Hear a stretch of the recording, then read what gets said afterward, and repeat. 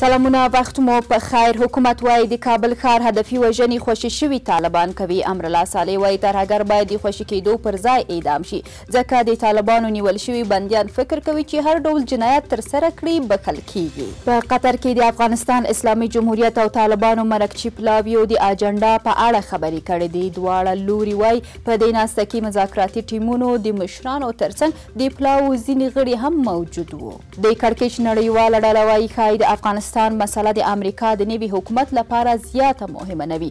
یاده ډله همداراز زیاتوي د طالبانو په پرتله د افغانستان د حکومت سیاسي مخالفین تر ډیره د موقت حکومت د جوړېدو خبره کوي.